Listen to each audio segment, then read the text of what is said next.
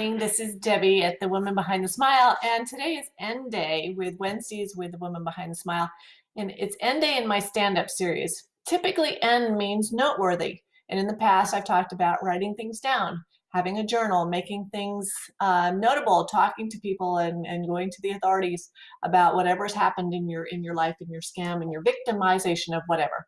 But today, I was jazzed up and ginned up after watching Dr. Phil's show yesterday, and a woman was kind of outed for her participation in an online dating scam.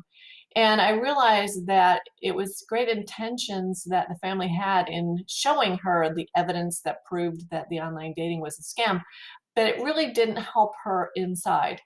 And I was thinking about N and the word, and Nigeria comes to mind when you talk about scammers. Now, I have met Nigerian men that are not scammers. I have met American men, I've not met them. I've heard of American men, of Australian men, of all sorts of kinds of men that are scammers, and they're not from Nigeria, obviously. But unfortunately, we put Nigeria and men together, and that equals scam, at least in my mind.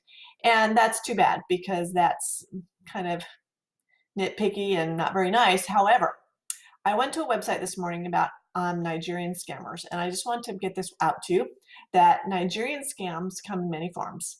The 419 scam is the one where they transfer money, millions of dollars, or they offer to transfer millions of dollars into your bank account. And then there's a lottery scam. The lottery scam is when they tell you that you've won something and it's really bogus. However, I want to read this verbatim. This came from a dating site that talked about Nigerian scammers, and it says, Nigerian dating scams or romance scams, besides just asking for money for their studies, sick relatives, etc., usually involves the scheme that the scammers upload fake attractive photos, in most cases of white people. They pretend to be foreign specialists working in Nigeria or Ghana, or the US, the UK, Canada, Australia, or other European countries. And recently there are Nigerian scams originating in Malaysia, China, India, Turkey, Spain, Cyprus, and Egypt. And that's because that's where Nigerians are located, since they can get to those countries easily without visas, or they're on student visas. The men are usually widowed, engineers, building contractors, military, veteran doctors, surgeon, or antique dealers.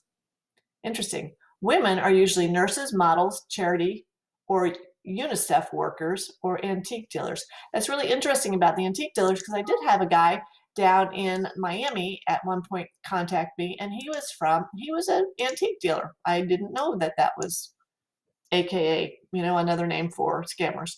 But I want you to be aware that what the pictures and the personas that people are putting up are not real.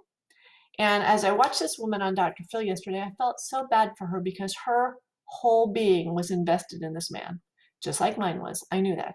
And it didn't matter how many Dr. Phils in the world, or how many kids in the world, or how many parents in the world told me and this woman that the evidence does not show A, B, C, and D. Now, I did check things out. Most people don't know how to do that, and they are taken. So what we need to do is have empathy, have appreciation for these people. Do not look down on them. Do not make them feel like a victim. Do not make them feel stupid. Do not make them feel like a child, because we're not. But help them to realize, and maybe this would be through a therapist or through a coach, that there's something inside of them that was needed to be fixed, or not fixed, that's not a good word, needed to be heard. For me, I needed to be heard, or I needed to be felt like I was good enough, pretty enough, smart enough, that someone could love me for me. And even though I was willing to give away a lot of money, and many of these women are, we are all susceptible to something. And we all have our hidden stories. So until we're able to accept that and we can talk about them, we are not going to have a very good day. We are going to be taken by others. And we don't want to be. It's time now to stand up in our power, to realize that we are wonderful people, that we don't have to rely on someone who has never been in our life physically to be in love with someone. Again, I felt for this woman yesterday. I just wanted to hug her. I just wanted to say, I understand where you've been and where you're coming from, and let me assist you in moving forward. That's what we need to do, not put people in their place and say, A, B, C, D is evidence, you got to realize that this is a mistake. but empathize and give them a hug and say, I'm really sorry this happened to you. How can I help you move forward? That's what we need to do today. N is we all need someone in our life. We all love someone in our lives and appreciate someone in our lives. So there aren't a lot of N words except for nifty and do it nicely. Don't be negative about things. Enjoy being an assistant to someone. Enjoy being a support to someone, and have a great day. So this is Debbie at The Woman Behind the Smile.